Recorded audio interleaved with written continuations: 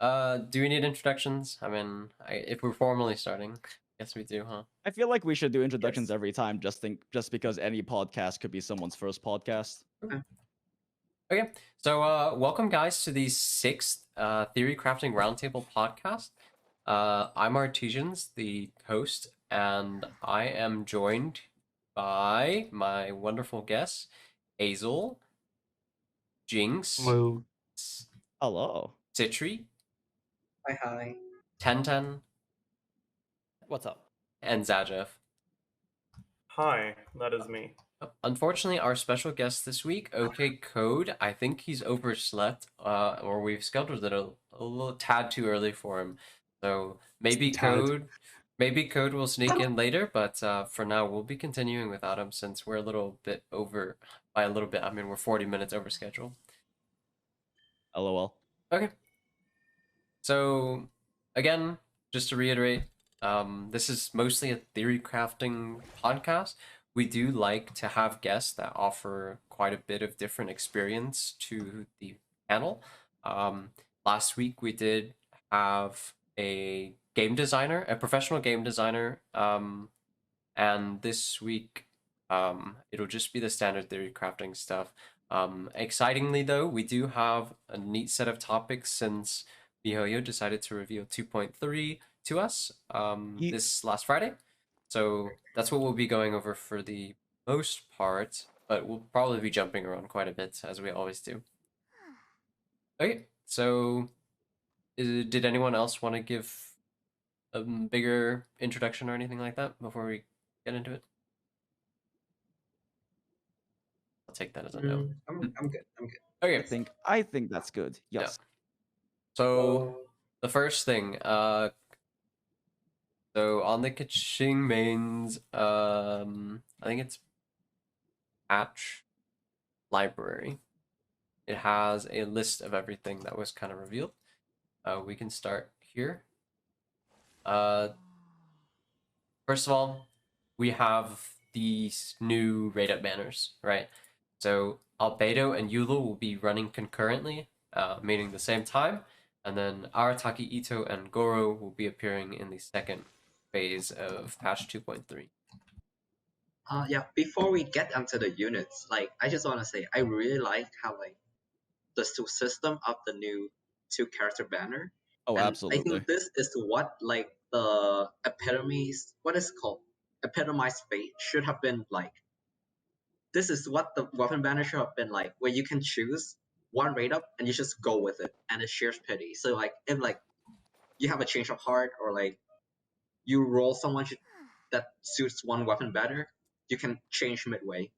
This is such a good system that should have been implemented in the weapon banner, not the current three-part pity. Please. LOL. So here will be They're an not gonna do interesting. it for the weapon banner. Here will be an interesting question that we don't know yet. But are the 2 banner is gonna have the exact same 4-star character or not? Did they? I don't think they officially said anything about it. And I would assume that they didn't say anything official as far as I can remember the 2.3 preview, but I would imagine that they are separate banners or they are separate 4-star characters. Yeah, so the thing about the 2 banner having different 4-star characters is you can potentially run one or roll one for the 4 stars when you're low on pity, and then roll the other one for the 5 stars. For example, let's say they put Bennett in the Albedo banner. You could say spend 20 roll on the Albedo banner, and either you get lucky and you get an Albedo early, or you just get a 2 Bennett and then you switch to the Eula banner, which could be an interesting strategy. Yep. Now, I actually think they will put the same 4 stars on the 2 banner just because the other way around would be more beneficial for the players. But we will see on the Saturday review. From a business perspective, it makes the most sense to have the same 4 stars, but I also would be surprised if that were to happen. As much as I would like to talk about potential strategy about rolling the 2 banner, because the 2 banner is not officially confirmed, I don't think that's the suitable topic for this podcast. Okay. Guess we move on to the actual units then. So do you want to start with Albedo or Eula? I think we should start with Albedo. Yeah, we can start. I think it's a simpler topic than Eula. Yeah, So- definitely simpler. Well, I would say he's simpler in gameplay, in like just gameplay terms. Like contentious wise, I think they're both quite contentious currently. Yeah. Anyone wants to open up with Albedo? I have my own opinions on him, but if someone wants to go first. I will say that Albedo's English VA Koidao is the best VA in the entirety of Genshin.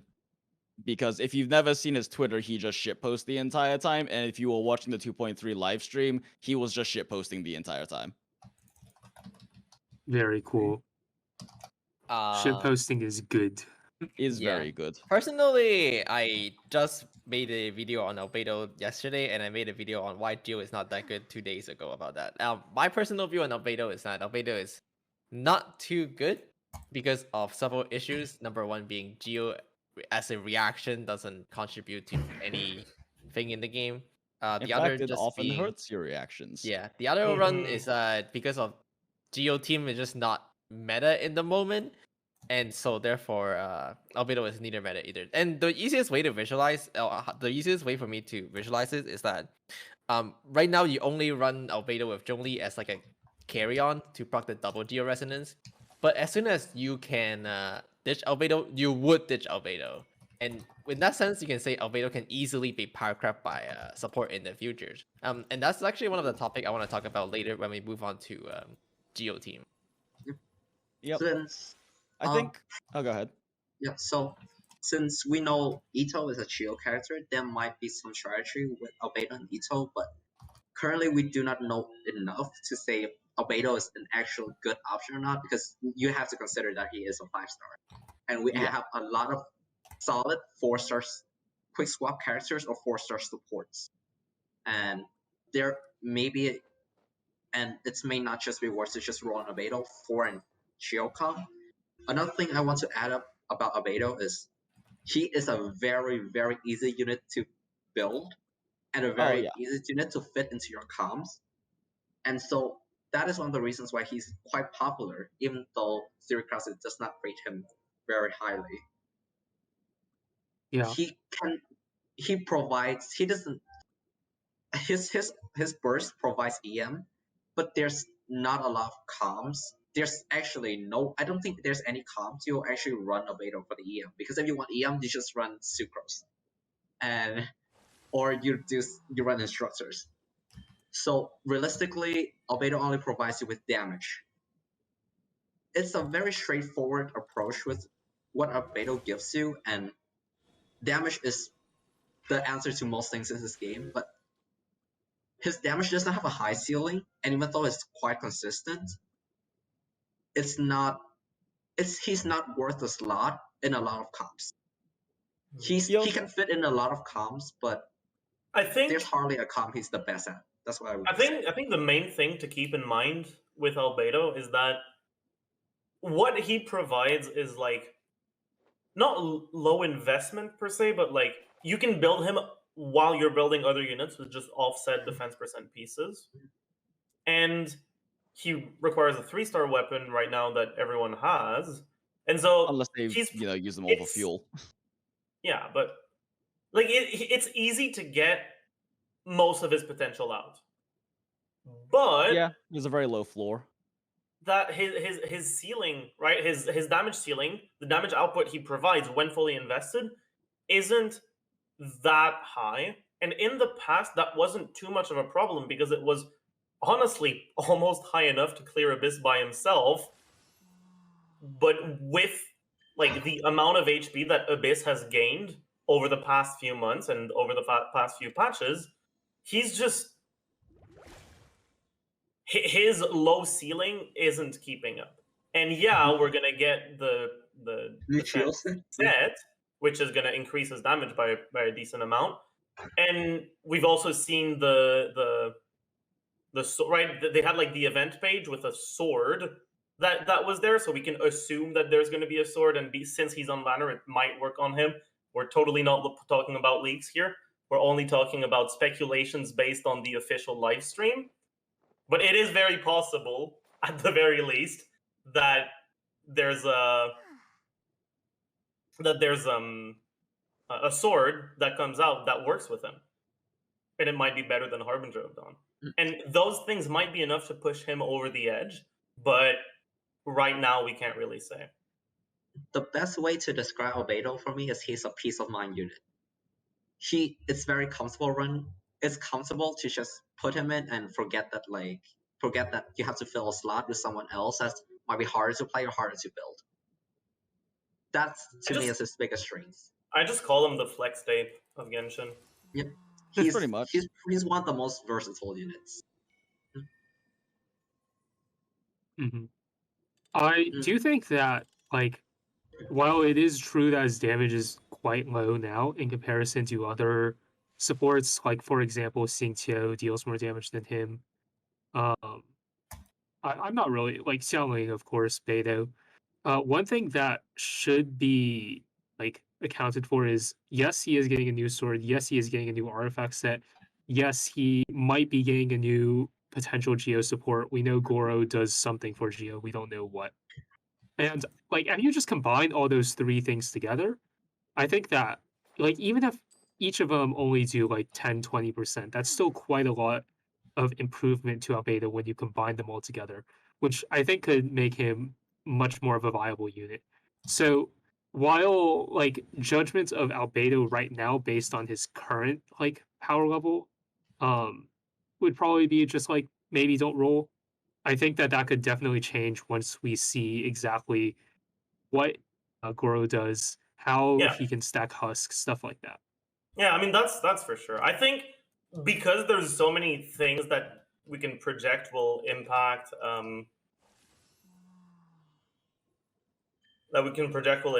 the his strength in the coming, like, weeks from the patch. We're better off just holding off on an actual conclusion for him. Yeah. And I realize that's, like, really infuriating for casual players who just want the answer. But unfortunately, that's probably the best answer you can get at the moment. But Zajuf, do I roll for Albedo? But I must know day one, do I roll?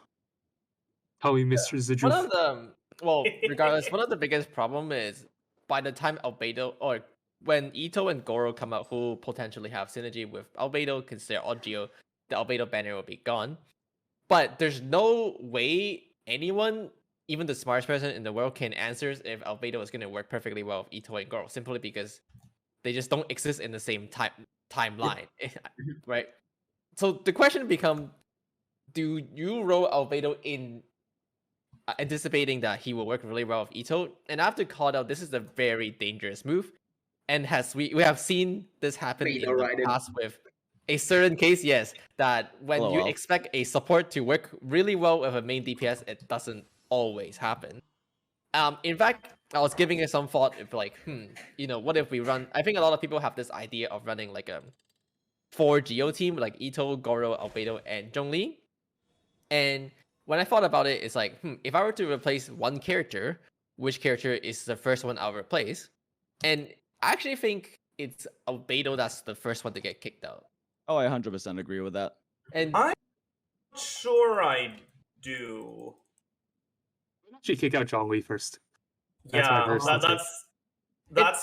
it depends on how high you value the shield. Yeah, I think it depends. Zhongli, it would be because you're running on a healerless comp at that point, so the shield's value definitely goes but up. like, let's be real. You're replacing it for Bennett. It's always Bennett. Well, so you will have a healer. It depends, right? It depends on what you're replacing for. Maybe you need a cryo character to break shield for some reason.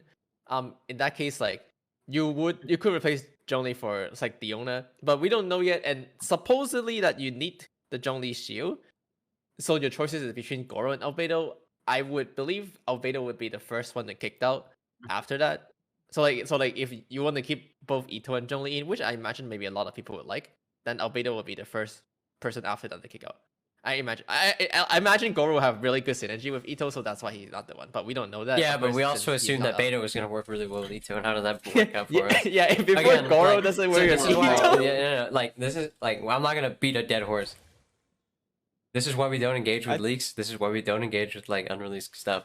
It's too hard to say if it's gonna work or not. We don't know. We can't Yeah. know. There are so many key interactions that are important for whether it'll work or not. Although I think an important question with like the whole like mono geo concepts is whether Albedo is even better in that slot than say like a Ningguang, especially if you already have Ningguang constellations. I would Because- assume TTDS Spike Ningguang at or C2. Ningguang is actually very versatile. Yeah, no, like I mean, you could be running a TDS Ningguang, and even if you weren't You running can a run TDS pseudo Ningguang, healer Ningguang too. you can run Like- pseudo healer Ningguang, and then you can also run Ningguang just as a flat burst support. Yep. Just do a N1 Double E Q, yeah. N1, yeah, exactly. Double N1 E N1 Q N1 E combo, and that's a lot of like single target just yeah, base. but that's only value if you out of have a it. lot of like time of free time in your rotations. You can Ningguang just takes a do lot of field time. EQE. Yeah, I you know, can just do yeah. EQE as well. EQE is shorter. It's around The 4 animations seconds. are so long on Ningguang though. Yeah, I mean, this is assuming that you have the downtime to fill in Mm. an Itto comp, which we don't really know yet because we don't know what his cooldown versus duration looks like. Mhm. I think on the topic of Albedo versus Ningguang, I think a lot of people underestimate how much Ningguang can do, especially when she can carry ATTDS. Mhm. Ningguang have burst energy generation through her elemental skills. She have a little bit of burst damage during her elemental burst. She If you does have a take a lot of C2, field she's time. just if you have C2, she's also very self-sufficient. She in does terms of take a just lot funding of herself. field time, but certain calm can give you that field time. Namely, one of the one I'm thinking of right now is Hu Tao. In fact, Mhm. when you're playing Hu Tao with Xing Shoes and then either Zhongli and Ningguang, you actually can get that Ningguang skill and burst off pretty reliably between the rotation. Also, if you get really clean with Ningguang's animation cancels, like an EQE versus an N1E, N1Q, N1E, N1, N1, each N1's only adding like, I think it's like 12 or 15 frames each or something like that. Like, if you get really clean with her animation cancels, the moment she basically lifts her arm up past her shoulders, if you cancel that, you still shoot out your Jades. And then if you have a C6 Ningguang especially, the amount of burst she can put out with just an EQ like charge, which you can also learn animation cancels to make much faster, is a lot of single target output. I'm just not really a fan of like Geo. The identity for Geo is so warped in my opinion. Like for example, it's a defensive reaction, right? You crystallize and you make a shield that scales off of your EM. But we've never needed that in Genshin. There's very few places where you could ever use it, like maybe like Water Zoo, but Geo doesn't really have like units that are like significantly better than like other options that you have. Even if we grant that you're gonna run Ningguang, like just because she can carry TTDS, I don't know necessarily if that makes her that much more useful than she was previously, because Barbara can also carry a TTDS, right? Like, I mean, I would she assume just- the whole mono geo concept is under the assumption that you're running mono geo because Gorou reasons. Yeah, but the thing is, like, there's not really that many tools that we have right now to allow us to run mono geo. You're kind of stuck with either Ningguang or like a hyper cracked out Noelle for your damage, Lol. and it's just not really that. I would say it's not really that efficient, and it's best left to people who are just kind of enjoying mono geo. Yeah, that's totally fair. We'll have to see. I guess it just depends on. Gorou will probably be a specialized support. They've tried to do that with Sarah. It seems like they want like more specialized supports in the game ever is fair. since that occurred. So we'll just have to see like how good of a support is he, which we don't know at this moment yet. Yeah, Since mean, we we know don't know that- Gorou's kin numbers. Yeah, we don't know his numbers yet. We know that he gets more stuff. He gets more buffs from his E and his Q the more geo units you have stacked up, and hopefully that makes it possibly worth it. At the very least, if it's strong enough to save you supports you could be running on your other team instead in the Abyss, that would be nice.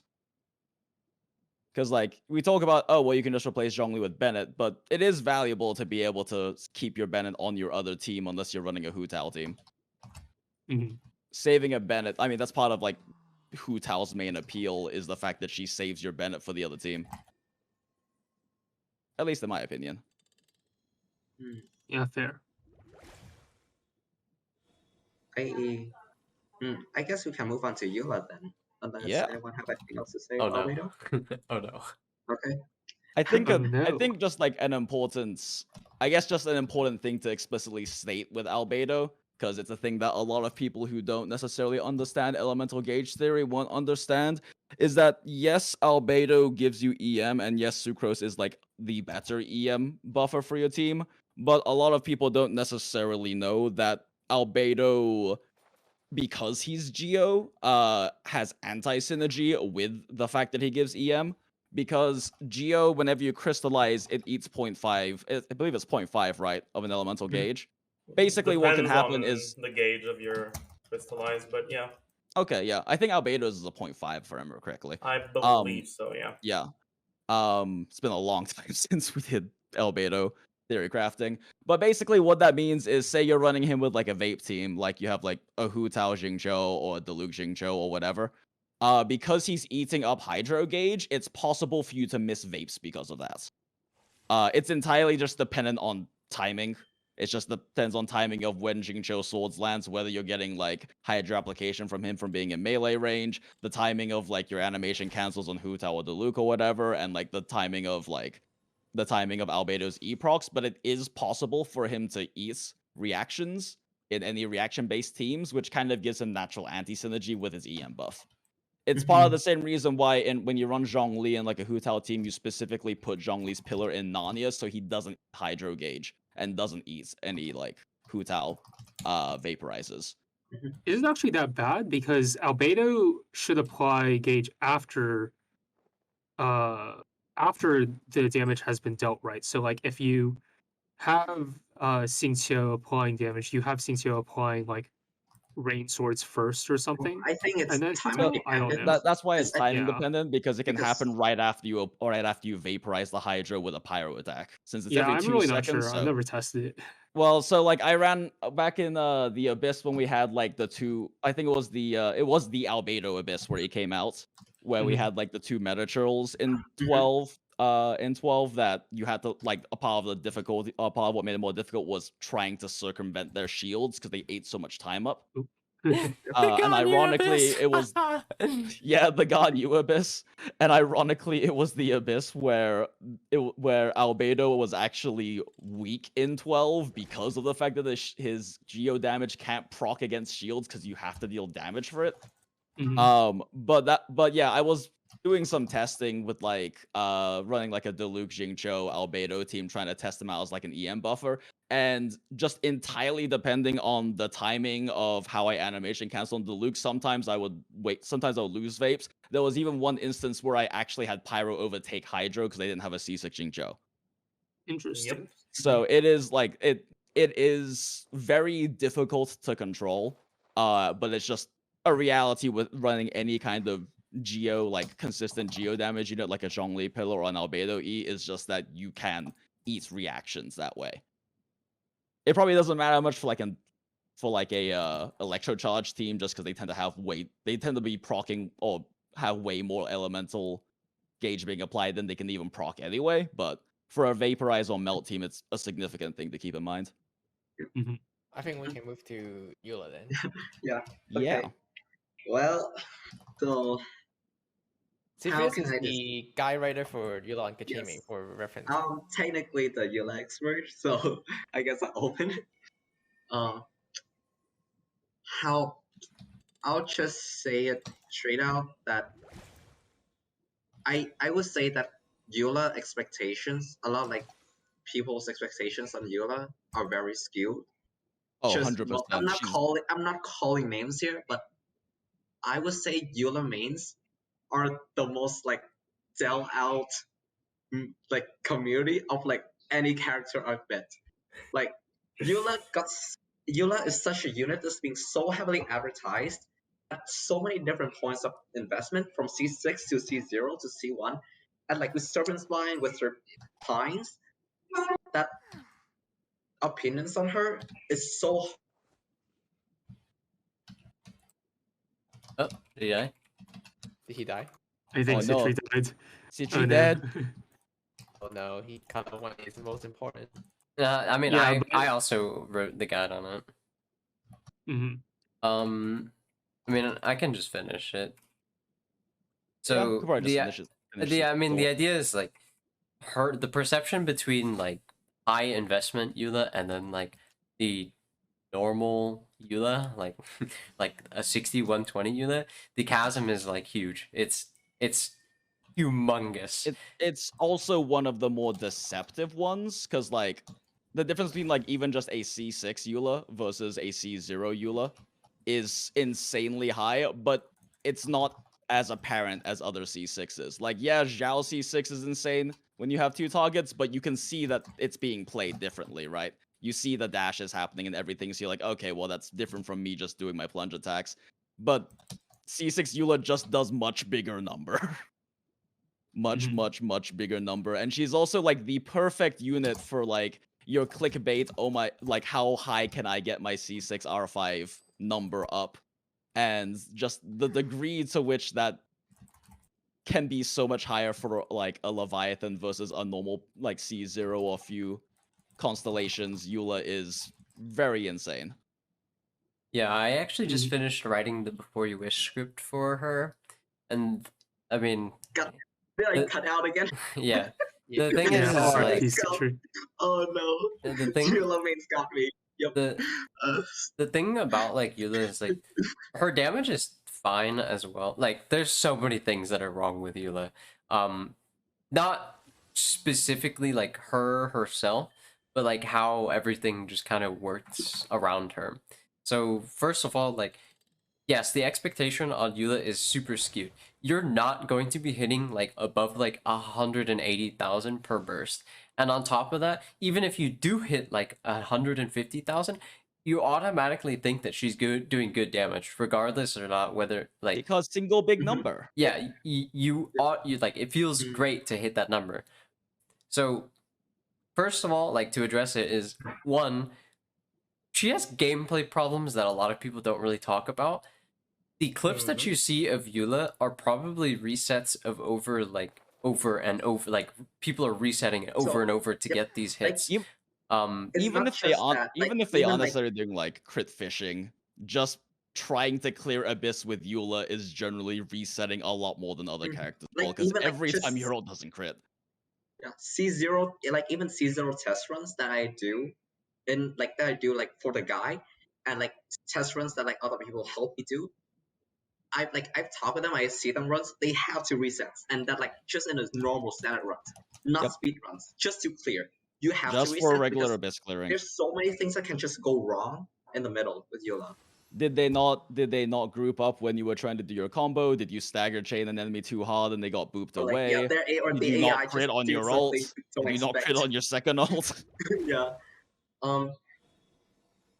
With that being said, so- I think there's one thing that's worth mentioning though, like as a like direct opposition to that. Yes, she has those problems, but you can also like use them to your advantage. More specifically, you can use the fact that so much of her damage is in her burst, and if you are willing to reset Oh yeah, you can multiple crit times, fish the hell out of her. yeah, you can crit fish. And I did counts on this a while ago, and they showed that like the ideal crit ratio, if you're willing to crit fish for your burst, is 1 to 5 instead of 1 to 2. But that also means that your average DPS is going to be a lot higher if you're willing to reset every time you don't crit. And like it depends on your patience and tap content. Yeah, exactly. If it's like a one wave, crit fishing is really like you it's tolerable to crit fishing in a one wave, or if you stretch it 2 wave at floors.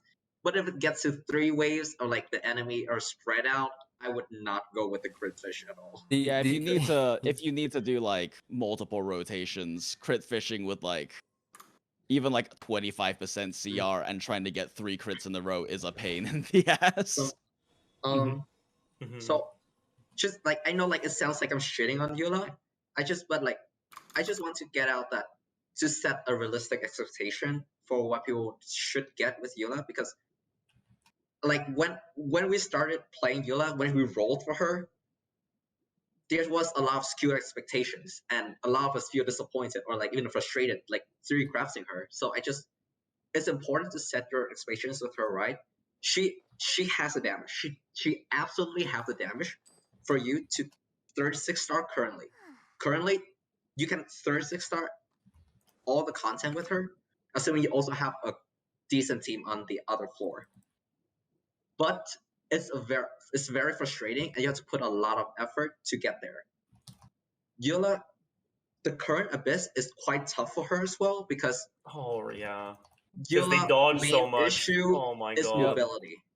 Eula absolutely hates enemy with high mobility, because She wants to just get as many hits in as she possibly can. her inconsistency is her worst problem, and mobile enemies just rank it up to 11, and it's so frustrating to play, especially if like the only floor the optimal floor for you to put your Eula is like on the second chamber. Then like good luck trying to reset. And Yeah. it's so annoying. It's Yeah, Um, Eula It's one of teams those really characters wants that you to be really first want on team. first chamber, exactly. Yeah. You You really, want really first don't chamber. want to have Eula second half. It's gonna There's also just like, we don't know if this will continue being a pan in the Abyss, but there's also just the issue that being like one of the two main physical carries in the game, or even just physical units in the game, her and Razor, we've had a lot of Ruin units lately in the Abyss, and even with Yeah. Superconduct 40% reduction, you're still hitting into like 30% resistances. Yep. So like we just have been having, we don't know if this is going to continue being a thing, but like especially in PMA Abyss, like Lord, this just Eula numbers get much smaller against any Ruin units because they just have such insanely high physical resistance. One of like the common counter arguments to the point that Eula is inconsistent and like her damage is all of her exits in her old basket is that it's like go big or go home, right? You either clear everything at once or not. That counter argument is, I would disagree. I would say it's a bad argument, because it's disregarding the fact that when you're learning an Abyss, you don't learn an Abyss like you play it like twice and you suddenly get everything about the Abyss. Sometimes with an Abyss you have to like play like over like 7 to 10 times, and you learn like small things over and over to like learn the mechanics and like how to play it well. Yeah, like if you like you're doing like some kind of handicapping challenge, it can go even higher. So honestly, with this Abyss, even without challenging yourself, I would say like understanding the enemy's attack patterns and like how to abuse them properly is super important. It's probably going to take you a good like 30 attempts. Yeah, like and so even just understanding the basics of positioning for 12-3 on both sides is a lot. On each wave, on each side, yeah. Yeah, so like saying that like it's 4 different ones. It's so those fucking triangles, I swear to God. So yeah, it's like Doritos. Inconsistency. So with Eula, it's like you're stacking inconsistency in your own gameplay when you're learning with Eula inherent inconsistency, and it's just make your progress like quadratically slower. Yeah, it's just much slower than just like playing another comp. I mean, like, she's inconsistent, yeah, and the Abysses haven't been kind to her literally since her release. Like, there has not been a single Abyss that I've thought and used Eula in where it was like, oh my god, she's so fucking good in this Abyss. There's literally been none. Zero. Even on her if release, she existed in the very first Abyss, maybe just because all the goddamn Fatui units. The thing is the thing is like, if you don't have the ability to kill things, you need to slot in units to counter shields, or you need to pile in units to deal with superconduct ruined enemies. And the thing is, her team compositions don't really have any room for that. You cannot really slot in like, oh, let me just slot in an extra Hydra unit. No, you're literally going to gimp your damage because of it, or your safety for it.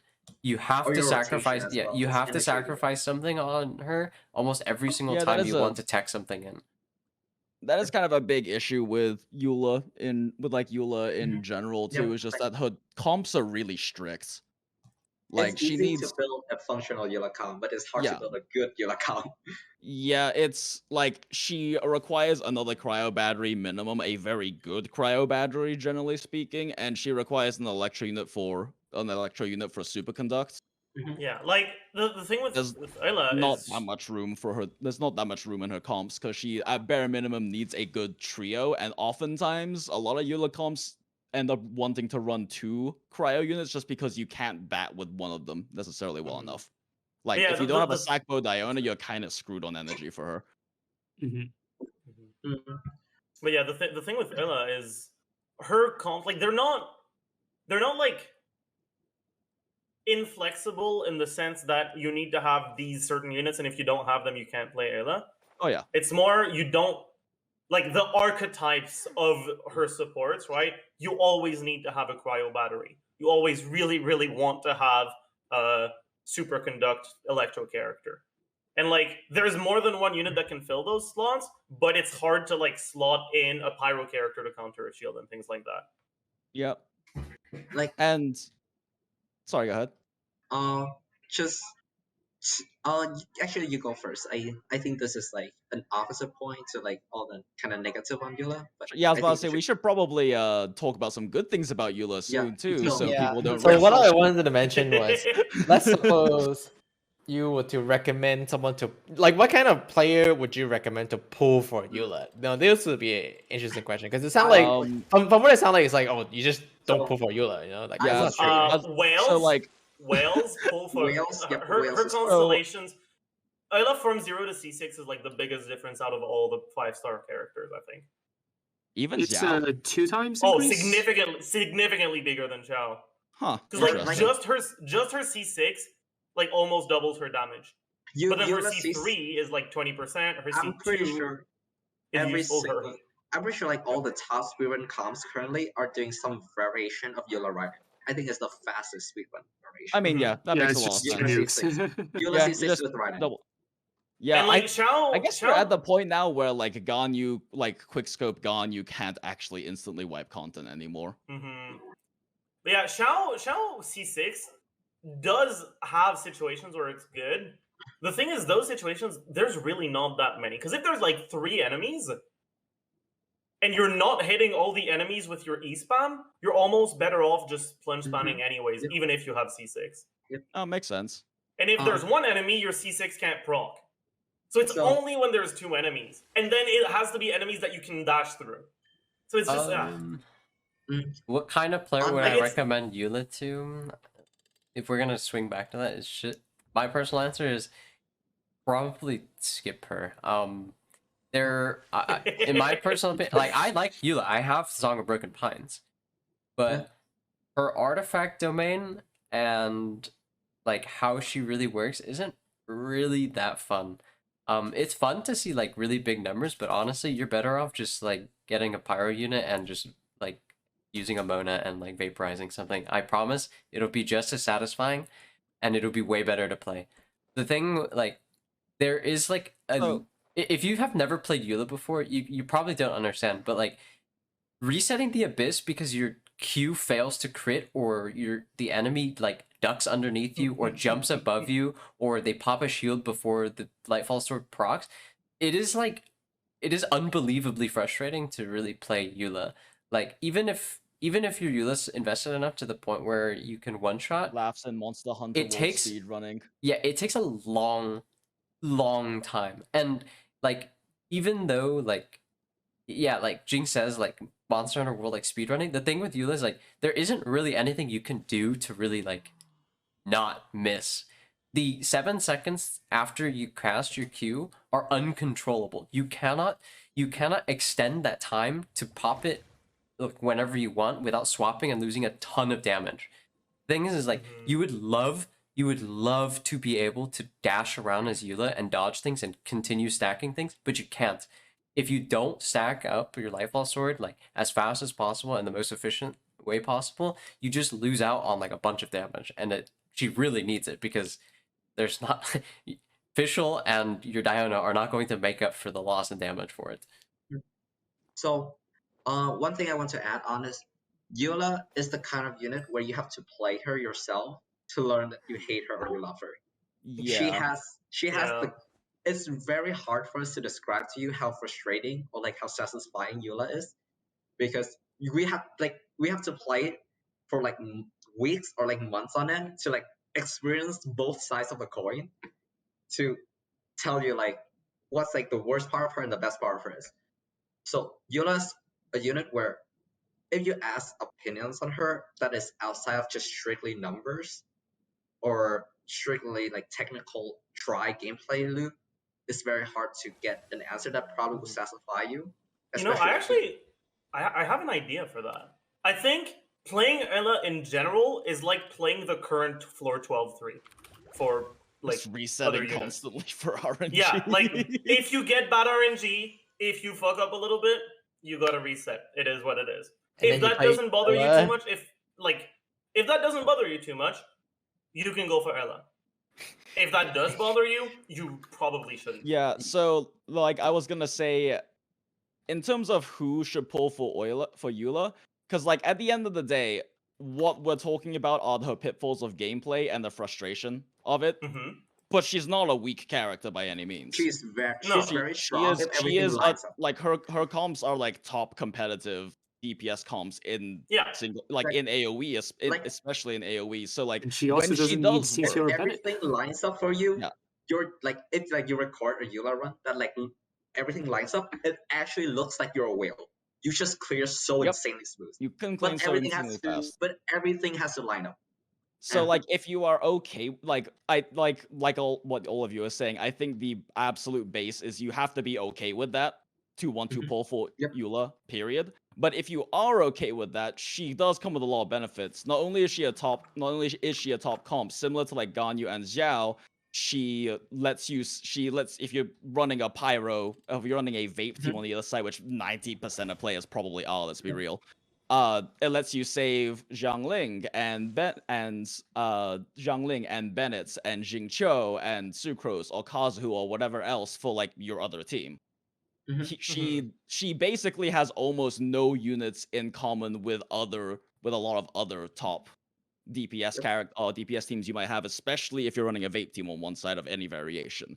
Mhm. And like, I mean, part of the thing we were talking about before where she needs battering really hard is because she's not like Zhangling where you can just build ER and make up for the loss of the attack sands with a She Bennett. is a ult. hyper carry, so she needs Yeah. the Mhm. damage. She needs the damage, but on top of that, you kind of have to scuff the hell out of your rotations to even have a Bennett ult actually active Yep. when Eula's ult pops, Mhm. because Yeah, it takes because you that's have just a you have very like good 2 point. seconds of cast time and then 7 seconds of waiting for the ult to Mhm. pop.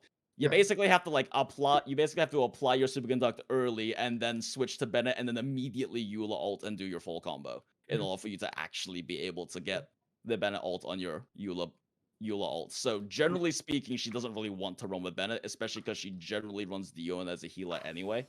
Mhm. The one That thing is I a will very say, good point. But, yeah. like, Go ahead, so- go ahead, go ahead. Eula base damage, like Eula own damage, is actually insane. If you like just look at everything in a vacuum, her issue is she has very little access to the common buffs that a lot of the top tier carries or the top teams have. Like most of the top teams, they have insane synergy between units that they basically stack buffs quadratically or recursively on each other, and it's really strong, multiplicative on each other. With Yeah, Eula, multiplicatively. she has a very good floor, but it's hard to extend her ceiling unless you go for a very awkward one-shot comms, and that is not sustainable. Mhm. Mm. It does. We need a cryo Bennett. That's what we need. Well, we just need another Bennett period. I will Sure. say Just though, the doesn't- thing I don't is, care like, what his element is. We just need another Bennett. one of the Like if it's possible to consolidate the battery with a solid buff, like Eula would become significantly stronger for Yeah, sure. I mean, the thing is though, like when we talk about her comps being so strong, she's still competing with a lot of comps that have Bennett in the team just because her base numbers are so high.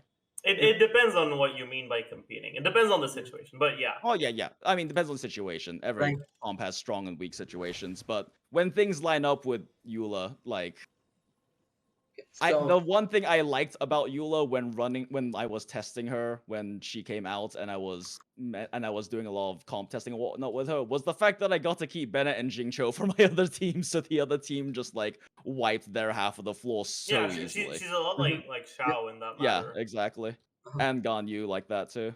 an advice I have for people who gonna roll Eula is that definitely there's gonna be like the testing, the training part where you can test units out. Go into like her. You don't have to like test her much, but like at least test like her standard like normal attacks and E combos out, because you're gonna be doing it a lot when you reset. Like do it a lot and like ask yourself if like, are you willing to do this for like 20 minutes for like a chamber or something? If you're like willing to do that, then maybe Eula's the unit for you. But definitely like she's the unit that you have to play a lot to like know if you like her or not. I It's think really outside of Klee and actually only outside of Klee, Ella is the most infuriating unit to play. Lol. Because like Lol. Hu Tao is difficult to play, but if you don't play her perfectly well, you're still fine because she at least has like her resistance to interruption. Klee doesn't have that, so she ends up being very, very painful. I don't Yeah, think Ella's Klee is- quite as painful to play as Klee, but like she's up there. For also sure. like if you're into like Raiden and like Hu Tao, I think there's potentially you would like Eula just because her rotations she's a very active unit. You have to do a lot of things with her. So it doesn't feel boring playing her, it just feels frustrating. So Absolutely. She's a very engaging character to play. yeah, Definitely. that's the word. Yep, she's very engaging, so that can be fun for some Also, people. her animations are just so pretty. Gorgeous, yeah. She I'm feels gonna- great. She feels great to play until your ult doesn't land or they move she out feels of your great to range. play until you have to play her 100 times. Yeah. Just I was and I not was make I any was progress. watching Fob's stream earlier today, and he Oh god. I noticed Yes. an animation that I had never noticed before. So apparently, when you end 3 with Eula and then stop, she like kicks her sword back. Well, Oh yeah, Yeah, she it's does. fucking great. that's not the part I want to talk about Fob stream. The part I actually was watching Fob Master do Abyss. He was doing a randomizer challenge, I think, but he was still running a proper Eula team, somewhat proper Eula. He was running like Eula with another crowd character and stuff. And the thing I noticed in his run is that he was running a C6 R5 Eula, and he would one shot no matter what. But the thing is, he can't one shot every enemy because they run away. And so he ended up having to reset and reset and reset over and over. Like he is one-shotting the Abyss easily, but Some Just- problems never disappear. yeah, it's just You're different. Like it's just different problem, right? Like one problem was gone, okay, the other problem come. So and that's kind of show you like even at C6 R5, these problems are not completely eliminated. Mhm. Yep. And then there's also just like one thing I guess I should probably bring up because since we're talking Eula, I'm kind of just putting together a random Eula team to play as background footage. But at least this is kind of like Tuner and I's opinion on it. If you don't care about Abyss and late game content and you just want to run around the like overworld and kill stuff and do event stuff, Eula feels kind of fucking terrible for that because most of the shit's dead by the time your ult is about to pop. Like Oh, yeah, Like she feels, basically and then doesn't on have top of that, true. your ult is like never up, and then when it is up, you've killed things down to like 70 or 80% of their health by the it's time really your ult can easy even go to off. misjudge stuff with you. It's really easy to misjudge damage with Eula. Like enemy, like there's a cases where enemy is like 10% HP and you think like, I don't want to use here because I want to save my burst for the next chamber. But then it takes you like 20 seconds to kill them with a burst, and you're like, fuck, gotta reset. Yep. Yeah, I'm not gonna lie, guys. I'm gonna stick to my guns. I'm gonna say don't pull for Eula. Just in general, Honestly, I don't would pull for say Eula. that's what I want to say, So but you know. I would say only pull her after you have like played her try her a lot. No, and then no, test I don't even. I'm not You even have gonna to give her. test her I'm not a even gonna lot. give people the benefit of the doubt. Don't pull for this unit unless you know what So- you want. Okay. LOL. This You shit. can't try her a lot. Yeah, the thing is really like can't. the cost of fucking up and picking up Eula and finding out that you really fucking hate her is so bad. Just don't do it. Like, just it's not worth it. I promise you, it's not worth it. Like, do you Especially want because of the- to spend 2 months in the Pale Flame domain and pick up a hat like I just did? If the answer is yes, So- then go ahead. So, So here's the thing. Here, And, like, the thing is with the double banner, it also like the double banner also means that we're gonna get back to the other rerun characters that you want faster. So if you're just struggling in Abyss and you're considering picking up Eula because you hear she's strong, we're Yeah, gonna get absolutely reruns don't. faster. One of thing the I want to units one that thing I that want to are- add for people who are committed to rolling Eula is that good news for you is ever since the release of Sea Lord, a free weapon, her like mid-range damage for free-to-play players is actually a lot better than when she was initially released now. Especially if you don't have a Serpent Spine, because it's a high demand weapon. Sea Lord is a very good Is weapon it for her, that and it's much completely bigger than executed. like? Is it that much bigger than High Refine? It's 6% better than Yeah. Okay.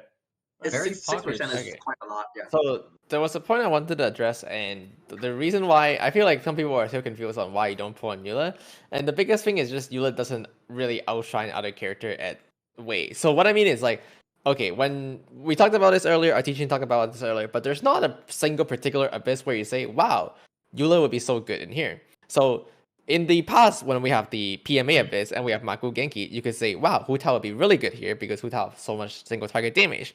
And in some sense, you could say the same about Ganyu when we have the Su Abyss, right? You're like, oh, Ganyu can freeze up the entire Su and do a lot of AoE damage. You can say the same about Shao, where Shao have a lot of AoE damage.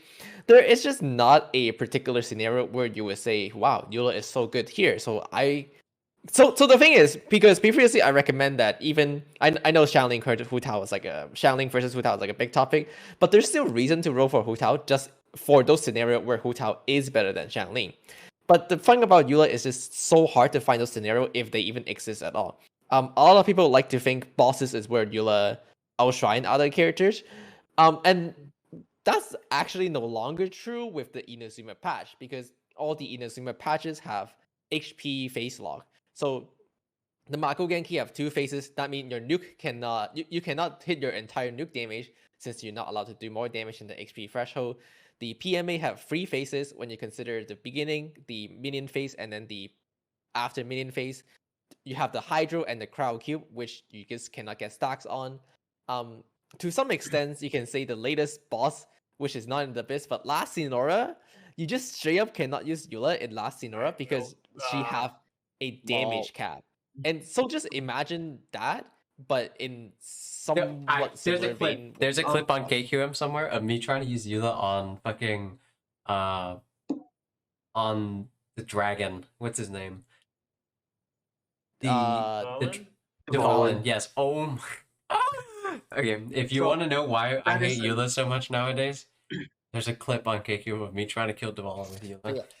Like I honestly cannot find a scenario where I say, Eula could be good here, and so you could roll. I feel like the most stress is like I feel like the biggest and the only reason is like if you have a Raiden and you want to do Raiden Eula pairing because you don't want to do Raiden national pairing anymore. Oh, I can talk about. I think we can talk about that. So, like, this is like attention to what Tenten said, where, and like to what the Volin trauma with art, where like sometimes you just like you're like just short of like enemies' health. One of the things that like I've been thinking about that I would plan to advocate for Eula is bring some consistency into Eula comps, either by running Eula Raiden or Eula Beidou, where you have another source of consistent damage, and it cuts down the problem of sometimes you just have just short of killing something, and you don't want to waste your burst or something like that. Yeah, Eula's a pretty good support for Beidou. Yeah. LOL. She actually isn't because her oldie doesn't count as an auto. You get less discharges, bro. So at least her burst autos actually can proc discharges. I guess I can talk about this. So like, I recently did a Raiden Eula counts, and apparently Eula Raiden with Lisa and Leona, with like Lisa carrying TCDS, is a very strong comp. Like it's quite better than the current like traditional Eula comps that have been running. Yeah, it's I'm like not gonna lie, 15 homie. listening to Raiden, Eula, Lisa down it. I don't know about you, but I don't think I want to play that comp. It's well, like every Eula Raiden comp is hard to. It's kind of annoying to play, but I guess like you can say I have Stockholm syndrome with Eula, where I play so much Eula now that I don't feel bad playing her anymore. Lol. I mean, that's Yeah. kind of the thing with Eula, is that it takes a certain kind of person to play her because of just the frustration that her gameplay, like her issues with gameplays, develops. And then I guess part of that too is that if you play her enough, you can kind of become numb Yeah, to it. like, I just, Like that's why I have no it's like problem choose resetting another in the game Abyss work. personally, Yeah. because I fucking had to reset like 60 to 100 times just to get a single run out when we were pushing for like the OG KT world record speed run in Monster Hunter World. Like I am just so numb to resets at this point in my life. 60 to 100 resets in current 12.3 sounds like a dream. No, dude, you guys No, want to know what my that was resets 60 were to like? 100 resets to do a single run to attempts. They're Oh, Like in my- imagine if you had to do 60 to 100 resets just to attempt a clear. That was just My- for us to fucking try to get the correct spawn for KT. So my experience with Eula was I had to use Eula on side 2 when it was the first Lector Abyss. So the first side was Lectors, the second side was it was like Right, two mages and two that agents. speedrun. I It took me remember that 2 speedrun. days of like 20 hours of resetting. I did a bunch of it off stream, and when I finally got it, I didn't actually one-shot. I missed a crit. What actually killed the agent at the end was fall damage, because the Lightfall Sword knocked them up and it just hit the ground with enough speed. So what I had to do was like I had to clear the first side with my Hu Tao cancels, and then the second side I didn't change anything.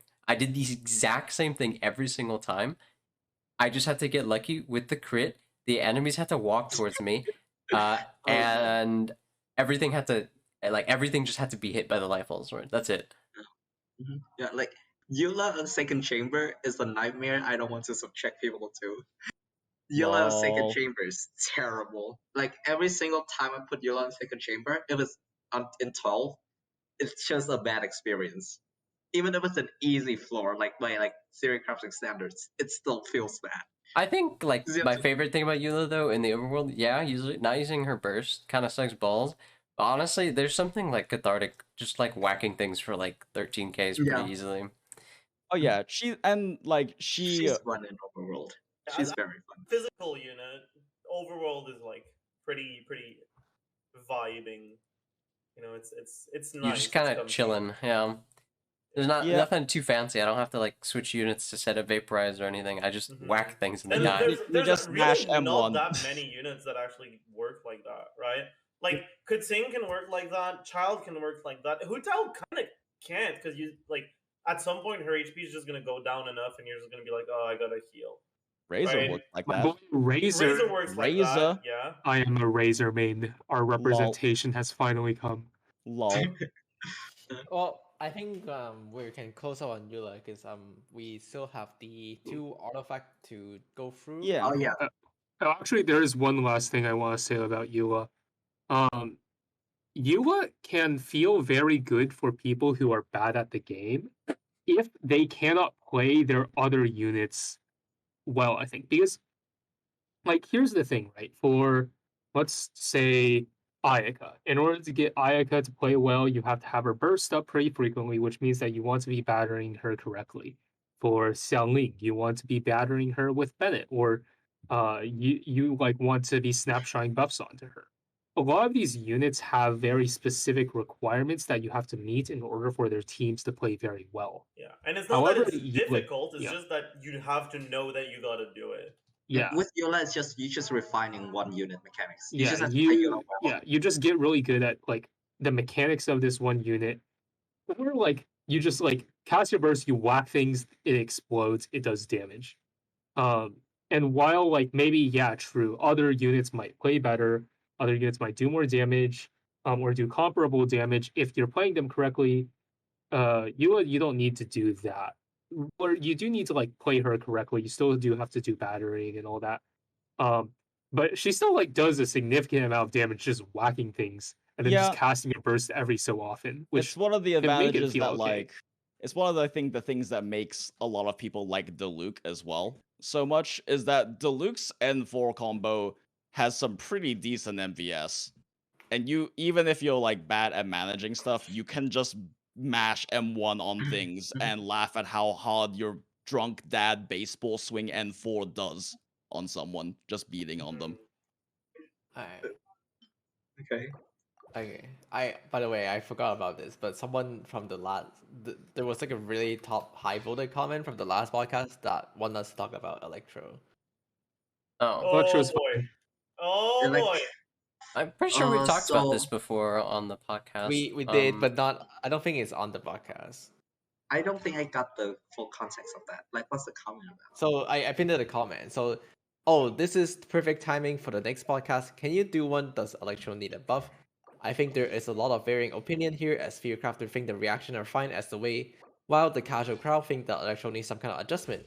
Would be interesting if you guys could get someone who can tackle this topic or give insight into thinking of both sides. This was the top voted comment on the last podcast, actually. I think I can answer this. Yeah, I think the majority of the community just thinks Electro's a really weak element. I think no. So first, it's very hard to create a completely balanced game, and since in almost every game that has a certain decent amount of research and effort put into it, meta will always appear, and if meta appears, there has to be something that's better than the others. So I can agree that Electro Resonance is not the best resonance out there, but Electro units are very strong, and like it's not just when you consider a unit, you have to consider their kit, their resonance, and their elements in a whole package. Just saying that because Electro Resonance is weak, that Electro units needs a buff, it's an incomplete look of the picture, for the whole picture itself. Also, People underestimate the fuck out of Electro. yeah. Resonance. Also, I want to Yep. actually It's talk actually about pretty Electro good. Resonance. I actually think Electro Resonance is one of the better resonance. Over a 20-second rotation, you're looking at 4 electro particle, assuming you can proc it off cooldown every 5 seconds. Which in a electro team, especially one where you play tasers, you should be able to proc that off cooldown. And 4 electro particle is how much you can get off like a Beidou perfect parry every rotation, which is a lot. Like people look at the effect but don't realize the entire pictures. Is that that 4 like- particle is how much energy? I don't know. Someone probably calculated it. Maybe Sajab did. Like how much energy recharge you can get off those particle.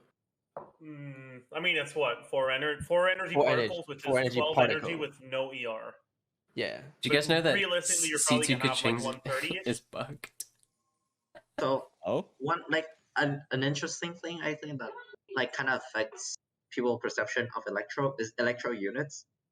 Actually, all of them currently are very complex units, like Electro MC, Raiden, Fischl, Beidou, even Kaching. Like when we first started crafting her, she's one of the more complex units out there, and so it kind of, I would say that like that might affect how casual players view Electro as a whole, because it's quite hard to like get a objective and accurate look at every single Electro unit if you don't like Theorycraft all of them and like work with them also, a lot. Whenever I talk about Electro Resonance, I actually think it's really important not to forget the other part of the resonance. The part that most of the time doesn't do anything, but when it does something, it will literally fucking change your run by like making it 2 times faster. Terrible. Affected by Hydro for 40% less time. Now, there is only one ley line in this game that is actually fucking crippling. And that's the ley line, the Hydro ley line, that increases your cooldowns by 150%. But guess what? Electro Resonance makes it so that a Hydro ley line has downtime, and then you can actually use your things. What's it? And that's something that people just forget because we haven't had it in a while. But like it's so so broken Flowing water is when such a it's pain in used the well. ass. I remember I unironically used Razor support back when we had it like on floor 11, just so I could get Electro Resonance. Razor support. One of the Interesting. one of the thing with Electro characters, obviously, we have the Beidou, which is like bread and butter of Electro team nowadays. And some people like to think that's like doesn't necessarily mean Electro team is fine because just having one character carrying the entire element is not realistic. But I think a lot of people forget Well, that's now the we same have case. because Raiden. Like calling Electro a one unit element is, I think, very wrong. Yeah. Like Fischl is an incredible unit. I was about to say, Fischl what? is When so did good. like Very public good. opinion of Fischl disappear? Because like I don't when know. the game came yeah, out, like- she was like, "Oh man, Fischl's the most OP support in the game," and like she's Yeah. still really, really fucking good. That hasn't really changed. Yeah, like Yeah. Fischl, But like, like it's like Raiden like comes and people just forgot Fischl exists or something. I not don't to know. mention, like, if you're a day one player, how many free Fischls have you got at this point? It's very To be easy. fair though, Fischl's constellations don't do that much. It's the C3 does something, the C6 does C6 something. is- the other C6 one C6 does- is nice. incredible. C6 C6 isn't is as good as really people think good. it is though. It is good, but it's like a what, 30% increase?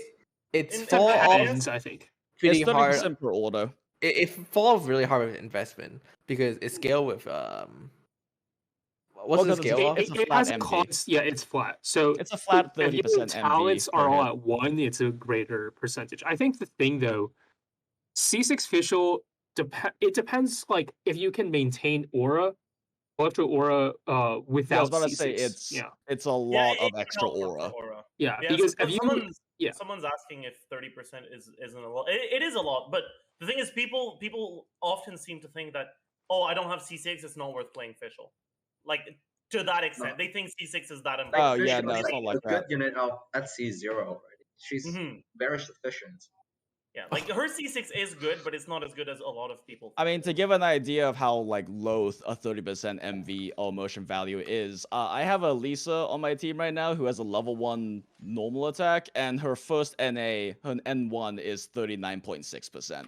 So it's less MV than like a level 1 Lisa's first hit. Yeah, I think they're referring to me saying that it's about a 30% damage increase.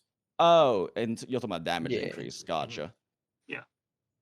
The thing that it does matter for though is maintaining Electro Aura, because Yeah. if you can maintain Electro Aura with C6 and you weren't able to without it, that allows you to trigger A4 more.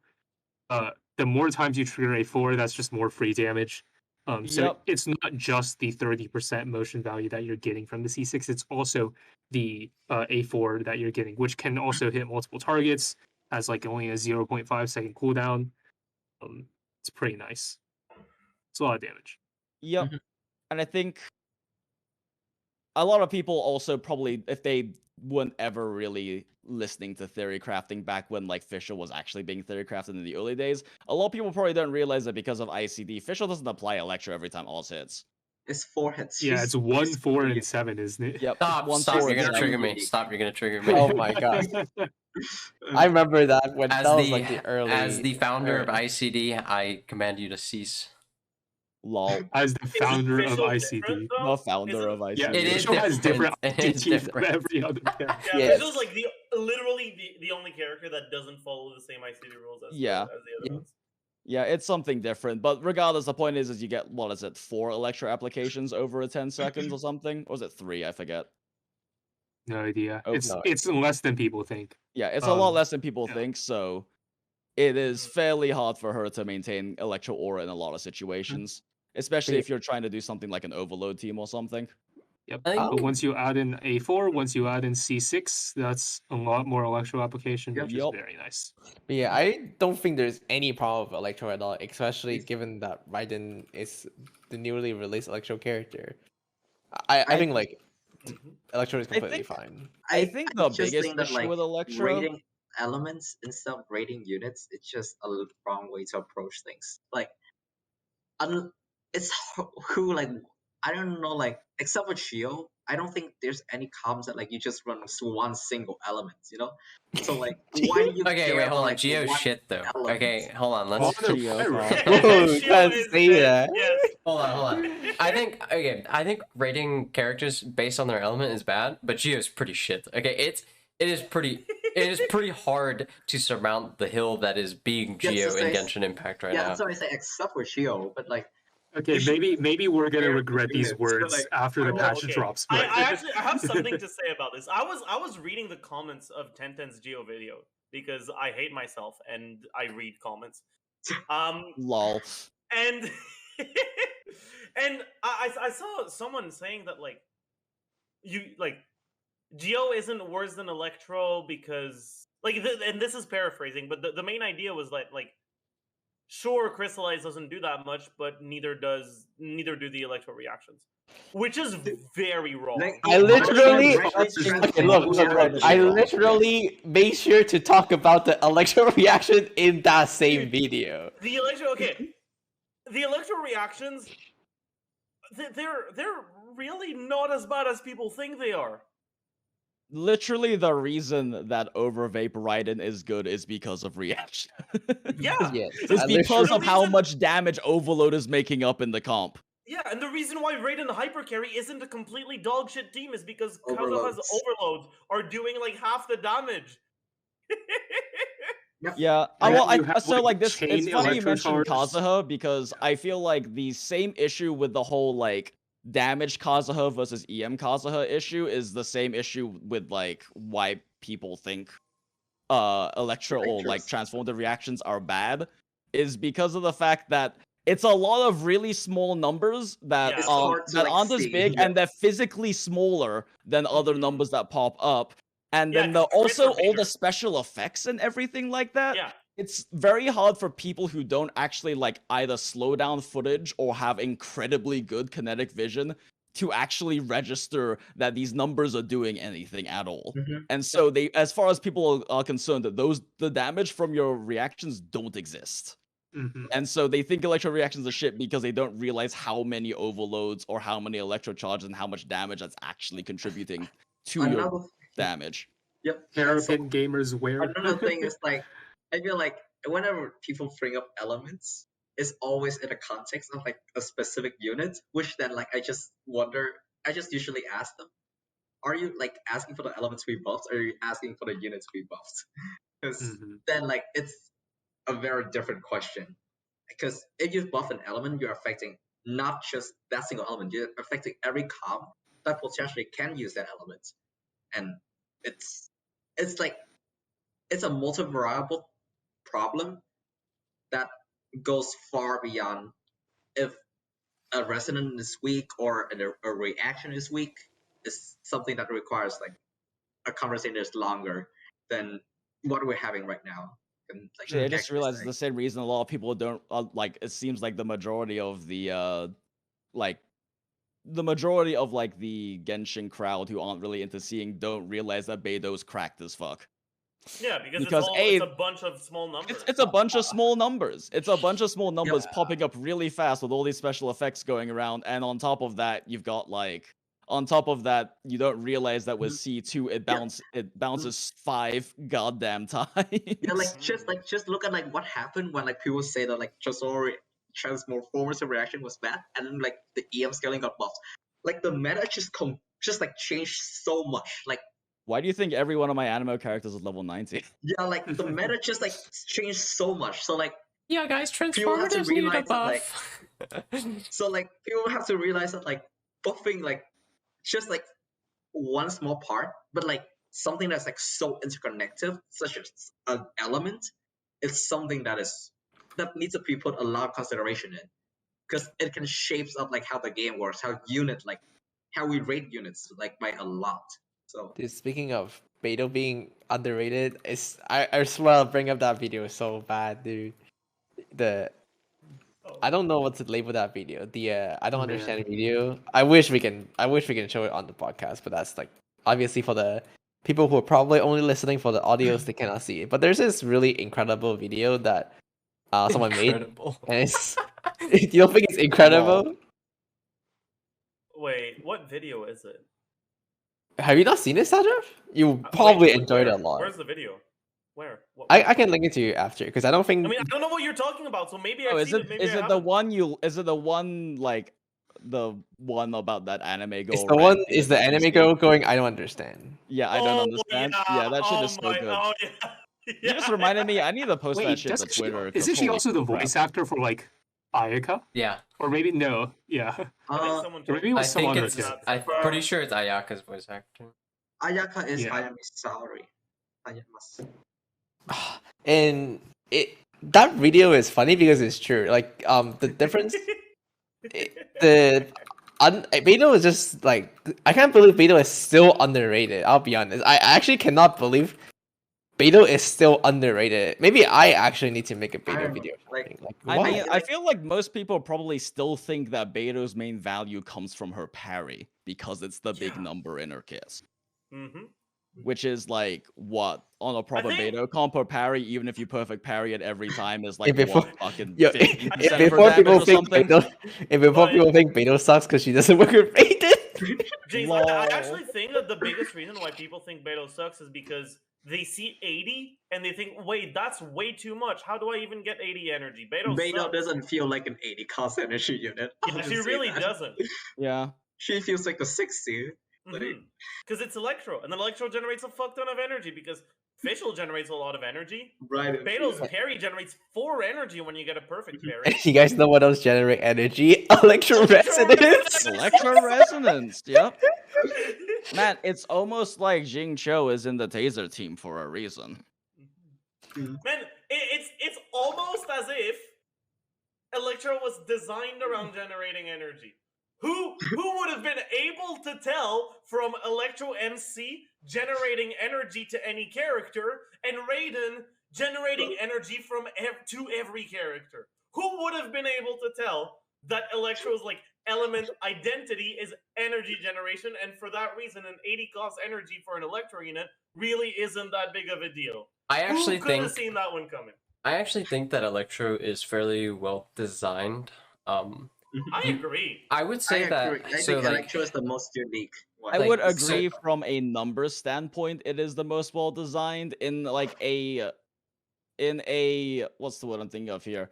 In terms of its and how it's like in terms of the game design of its intuitiveness, I think it's really poorly designed because like we've been How talking so? about, the perception is so bad on Electro because of the fact that it is focused on so many tiny numbers that Yeah, are I think it could completely be that. cluttered. There's so many I think I it fucking can be think that's that. actually just because the other ones are bad are badly designed, and so they give you like this expectation that you're just not gonna get. Yeah, I think like part of the reason was like, yeah, the other reactions kind of play into the big number feel good chemical in brain, but I kind of wanted to explain like why I think Electro is kind of well designed, and it wasn't really that obvious until like the Electro MC and Raiden really came out. Like, yeah, you kind of had the idea that Beidou and Fischl, like all the Electro units kind of work in pairs. They either have like a really low energy cost or like a really high energy cost, and the resonance made a bunch of energy. But it wasn't until in my opinion that like when Raiden came out, like you could start to see that like the Electro units kind of just all work together really well, except for Beidou, but like Beidou and Raiden. But like excusing that, like they all kind of just fit Oh, except for together in Razor, I guess. yeah, they all kind of just They fit are together in a synergistic, way but they're that not like monolithic. I don't know, Razor works well with the other units, he just also wants a cryo so he can superconduct. yeah. So like in my opinion, like him they needing to stay on field and not generating energy when he's in burst is kind of scuffed. Anyway, let's let Art finish, sorry. yeah. Art. So like my opinion is like they just kind of work together well, and in my personal opinion, like I don't really know why they're trying to pin down Geo into like this super like mono Geo Monolith. offensive like element when Electro fulfills that role so much better. So like Oh yeah, absolutely. Electro is synergistic, while Geo to me is like it's so monolithic. Like you don't actually run them together because they have high synergy with each other. You run them together because they don't synergize with anything else. That's like how Geo feels. Yeah, I mean honestly, like if Beidou and Raiden had worked together, the dream of running like a triple Electro with either like VV or a Dude, Bennett Raiden, would have been really, really nice. Raiden, Sara, C6, Beidou, with literally Yep, anything else. Raiden's Sora C6 That would Beidou, and then destroy either like any VV unit or like any Animo unit or Bennett, and just laugh at the big purple numbers everywhere. That would probably be like Smooch. really welcome. They'll probably. Yeah. I mean, like the fact that like desync Raiden Beidou is still like not even that bad.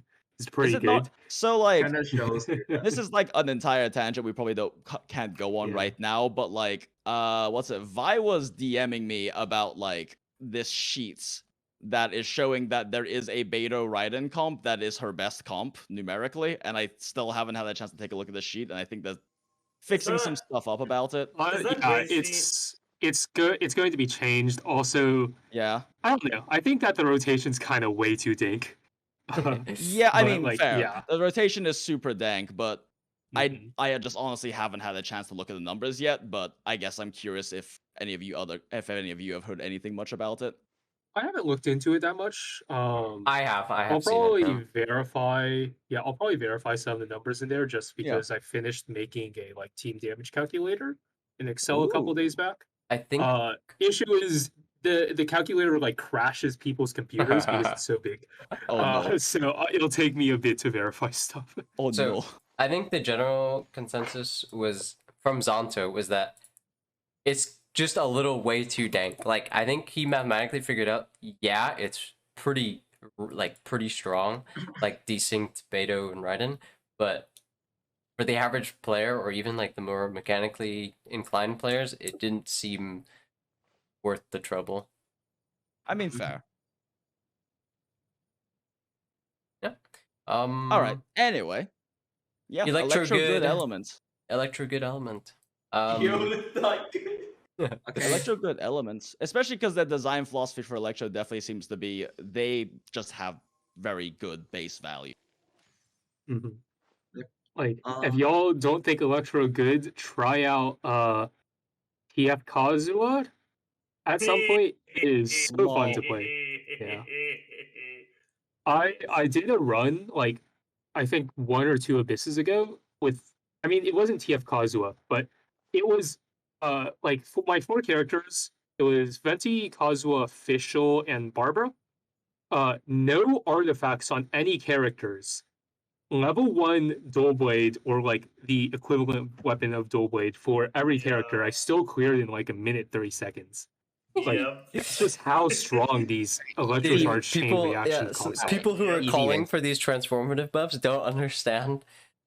If you change something across the board like they did with the transformative buffs, you end up warping the game pretty fucking hard if you accidentally overbuff something. Even like the Dude, minor bump. imagine of Venzi. Yeah, even Just that. imagine how much worse Kazuha would be if they didn't buff transformative reactions. Yeah, just imagine the tiny little bump that transformatives got and how badly that snowballed into Venti and Kazuha being so dominant. Like yeah, like there isn't something like there is no easy fix like, oh, all Electro units should get like Dude, minus that's what- 40% Electro resistance when things are electrocharged. There's no easy way to really like quote unquote like buff a unit in totality. You should really try to focus in on like certain units. And even then, when we focus in on certain units, when people say Electro bad, I'm pretty sure the only thing they're considering is just Kitching. That's it. Yep. I mean, yeah. And maybe Razor and Lisa. Razor isn't even really an Electro unit. Razor is Yeah, not that's really the like, thing. But just like Eula is not cryo unit. Yeah. I play Anyway. Pyro Razor. So Anyway. Razor isn't even a physical unit. Yeah, for me. for Polyam self-overload Razor. Yes, it's Who asked us actually this so fun question? to play. Mr. Whoever asked this question. By the way, for those of you watching the podcast,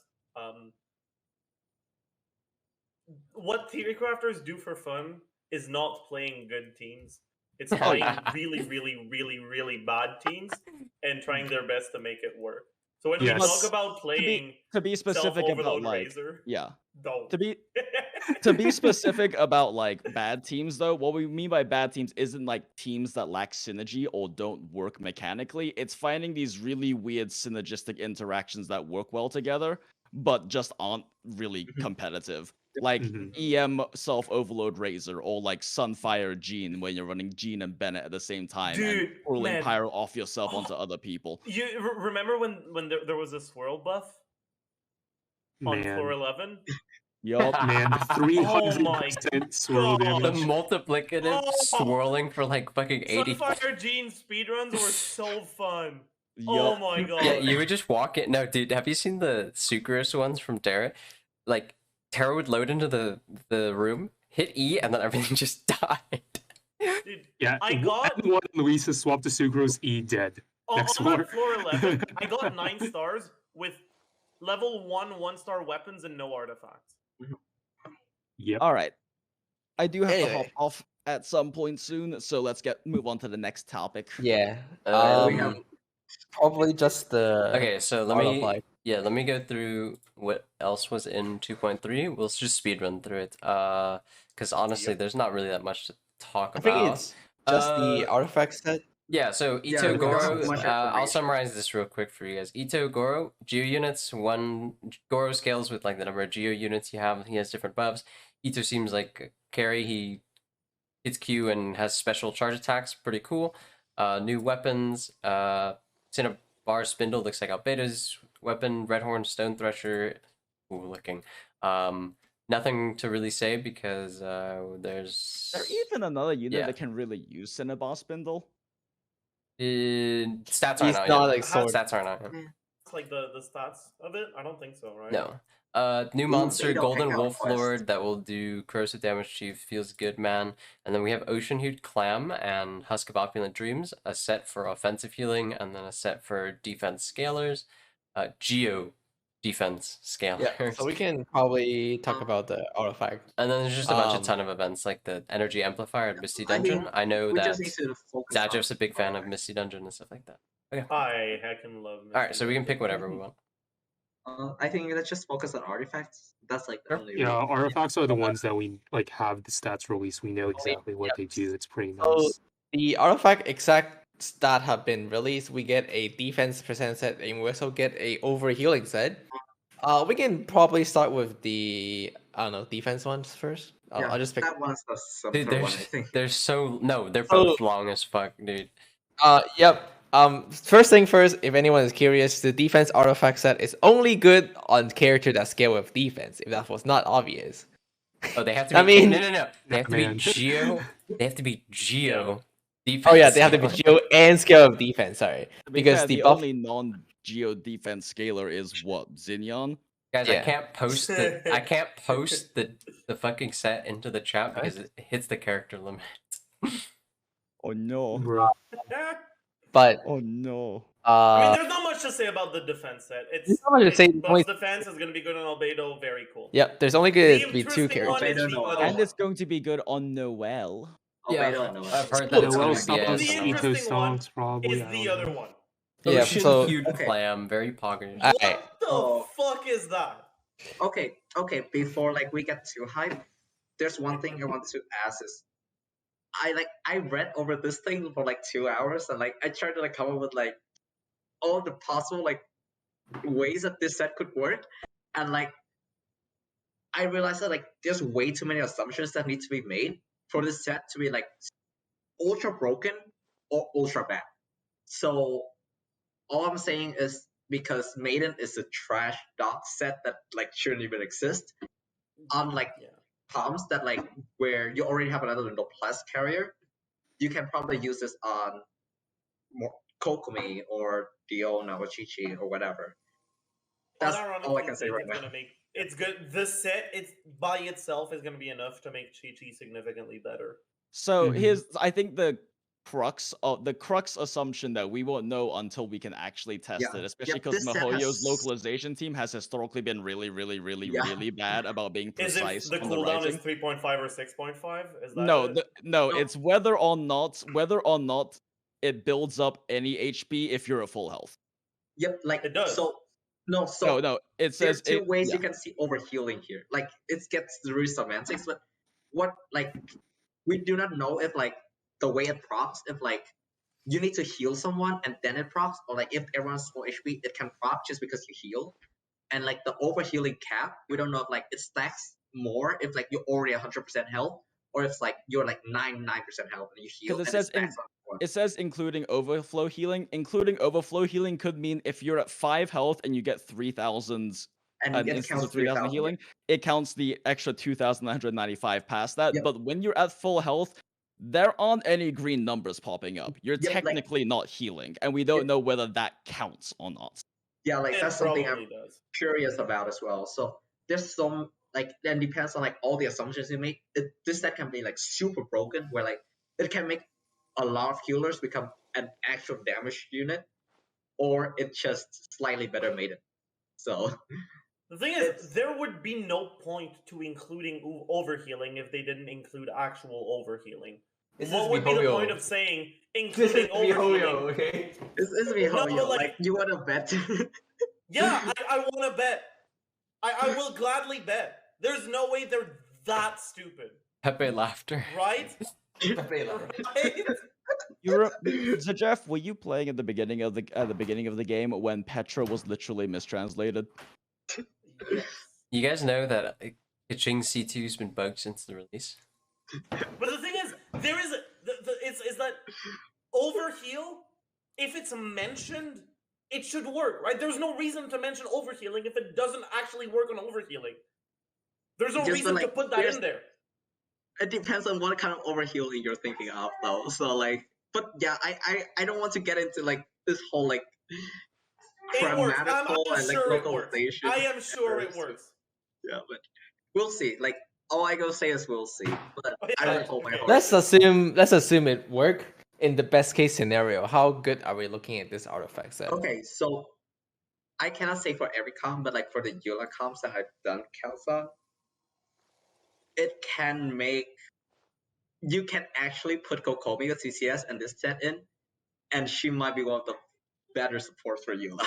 I'm not no. kidding. A Kokomi Eula comp.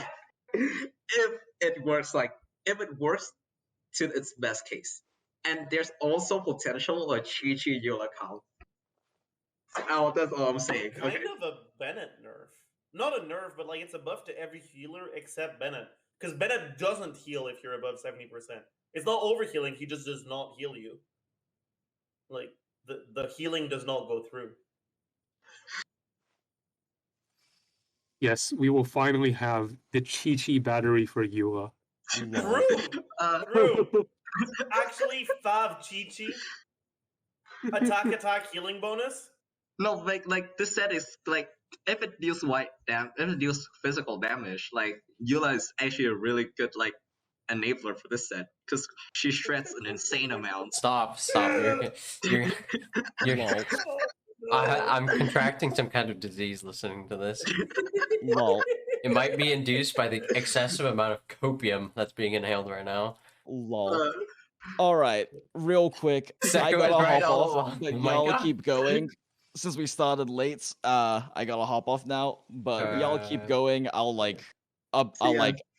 add to the end of the recording from KQM's stream or something, VOD or something like that. But yeah, I'll keep going. I'm gonna hop off for now. Okay. Alright, See you. thank you for Good dropping night. by, James. See ya, Thank you James. for Yeah, thanks for having me. lending us your presence. Yes. All right. I guess I'll see you guys in the next one. Bye. Peace. Bye-bye. Bye-bye. Bye. What else do we have to really talk about? The events, right? Or are we still talking about Misty Dungeon. OHC? I got shit to say about Misty Dungeon. Oh no. Man. Who I did hate we Misty see? Dungeon. We Thank you. saw Misty Tartaglia, Raiden, and Sara in the Misty Dungeon, I believe, in the trailer. Dude, Misty Dungeon is the best event they've ever made. Misty Dungeon sucks. Not because it's the most fun, just because it's the one that people need the most. Because test runs are so fucking dog shit.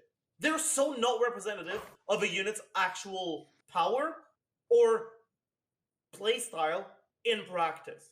They're too short, they give you too much energy, it doesn't actually fucking tell you anything. Misty Dungeon, in its first iteration, actually did give you a pretty decent idea of how the units played. Misty Dungeon is the test run we don't have. Misty Dungeon should be a permanent feature. And I am really fucking happy it's coming back. You know why I'm happy that Misty Dungeon is coming back, Sajaf? Because we can use it in the 100k KQM event. Actually true. It's also a normalized thing where everyone has the same units, which makes it really easy to make community challenges. Misty Dungeon should be permanent. Copium. Wow. I heckin' love the Misty Dungeon event, Bat Chest. I heckin' love Misty Dungeon bat chesting. By the way, Art, do you have bat chesting on the Kuting mains? Bat chesting? No, I have Bat Chest, but that's the universal one. You gotta add bat chesting. Oh my god. Log into my chat and look at it. I can't. I'm banned from your chat. I've unbanned you. Other than that, I personally not a fan of Misty Dungeon, but I feel like it's a whatever event. It's like, who cares? Not worth. It's not like you do Theorycrafting in Misty Dungeon, so I don't care about it. Like it's not particularly fun for endgame players, but it's important to have in the game. Did you see what Art just said? I'm really happy that players get to actually experience units before they roll for them. That's why I like Misty Dungeon so much. Oh no. Hacking love Misty. Yeah, I think that Misty Dungeon is just like, sure, it's true that maybe like from a theory crafting perspective, there's not much like theory crafting to be done on it. And yeah, maybe it's not the most fun, but it is a very good event for the community, I think. And I'd agree with Sajaf on that. It's just like a healthy event, I guess. Yeah, is the best way to put it. Yeah. That's why I love it. I'm gonna tell you guys right now that the other event, that energy amplifier with that mega perpetual mechanical array, if they can make the 3 Kenkis as horrible as they were, I am not excited at all for the perpetual mechanical array. Yeah, me neither. Oh no. Oh no. Yeah, but I think those events are interesting from a theory crafting perspective, and it's probably like a place where we can actually do a lot more work, because we have like more complex calculators now that like at least for my calculator, it's much easier to throw in a bunch of buffs and see like with these buffs, how do these X characters, these Y characters perform, or with these drawbacks. Yeah, but like the thing is like I spent like 90% of the time in the Vagabond event either dodging or planking because I couldn't dodge in time. That's fair. So there's not really like yeah, you need DPS, but like surviving in Vagabond with the max multiplier is so hard, man. And that's why I ran HP Bennett. I ran HP Bennett. Yeah, I remember when Vagabond came around, I did it with Zhongli, and then I challenged myself to do it with only 4-star units. But Diona was unironically pretty good because most of the damage you took and like the hard part was from the cryo damage from Kenki, right? Yeah. And Diona has a cryo shield. Her shield is tankier than Zhongli's shield against cryo damage. I mean, 250% effectiveness will do that to you. Yeah. It's fucking massive. Yeah. But this time it doesn't look like it's gonna be cryo damage. Fucking PMA does physical, right? So yeah, I don't know about that. We'll see. We need a character with a literal shield. I remember a really easy way to cheese the 3 Kenkis last time was, I think, just like Bennett, Xiangling, Beidou, Fischl, and just like stand in Bennett's circle and cast Xiangling and Beidou. At least that's how I cleared it pretty easily last time with max points. Maybe. Yeah. But I'm not sure if there's like a way to cheese it or do it as easily with the mechanical array. I think that's not necessarily true. The fact that it's like only defense focused, and as long as you can survive, you'll get it. Because like I keep my units like not too invested, right? Mm-hmm. So that I can like still somewhat relate to accounts that aren't as invested, you know? Yeah. And I could fucking barely do it. Like, even when I didn't get hit a single fucking time, I ended up clearing it with like, I don't even know if I max pointed the last day. I think I didn't have the DPS. Right, because I don't have Ganyu, I don't have Hu Tao, and those are characters that work well against bosses. I know I failed the max point both of the last Kenki. I did max point day 6 and like everything except one multiplier for day 7. But like I had to reset many times, and not just because I died, sometimes just because I ran out of time. Fair enough, yeah. Like it's it is like once you have the DPS, obviously it's just a matter of not dying, but getting that DPS is pretty rough. What are you saying, And considering Zajif? how tanky Eula's PMA coming is, back. Just roll C6 Eula and one-shot it. True! Thank you, Mr. Artisans. That is incredibly good advice. Why do that you I think will she's follow. getting rerun? Oh no.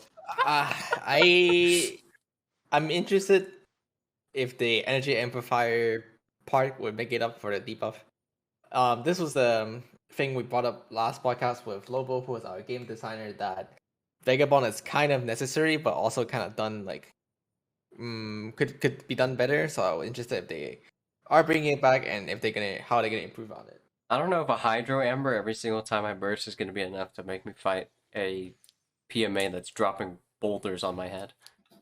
Wait, to be fair though, I do think that the like the things you get from energy amplifier are really fun to like theorycraft and play with. I feel like they're not that good. But Yeah, a lot of them aren't that good, but they're still fucking fun. Hydro Amber. Hydro Ambers were actually broken, but because they would spawn It is in broken, the, yeah. But because they would spawn in front of you, they would always spawn when you're dashing away from something, and then they would block your dash, and then you'd die. No, just Man. use your Ganyu, Zajif. Every time you burst it with Ganyu, it would just true, get permanently true. frozen. Thank you, Artisans. Thank you. Just roll C6 Ganyu. Easy. Artisans giving base advice right now. Oh no. Okay. I think that's it, right? Like, there's nothing Yeah, else I think from that's 2.3. it. So I guess we Mhm. can all say our goodbyes, and then we can cut the recording here for Jinx, and then we'll take questions. So it's been super fun, guys. Kind of sad that OkCode never got to make it in.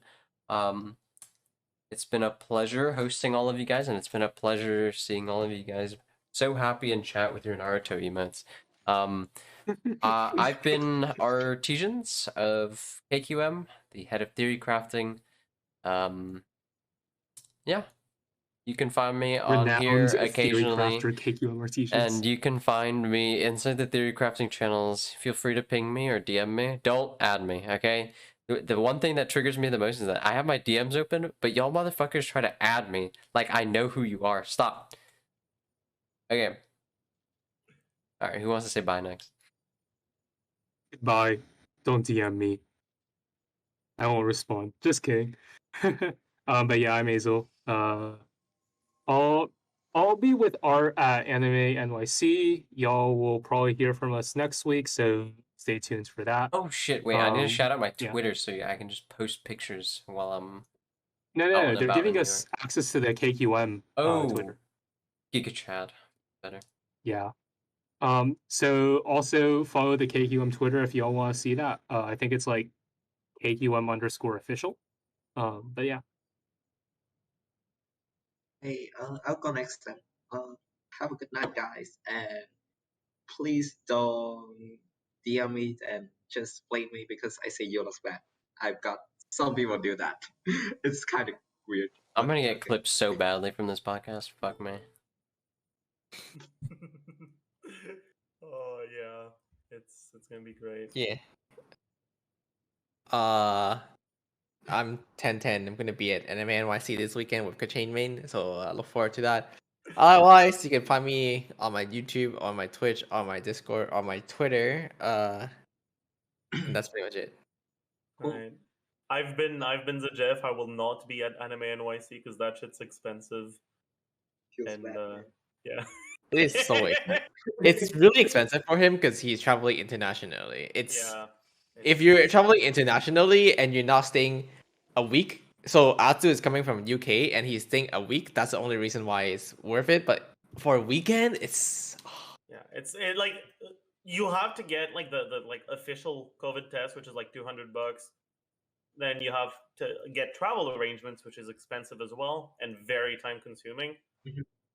And then you have to get your tickets, and then you have to get hotel and all that shit. It ends up being like $1,000 for It's, a day and a half. it's yeah, It's just- yeah, Yeah. yeah.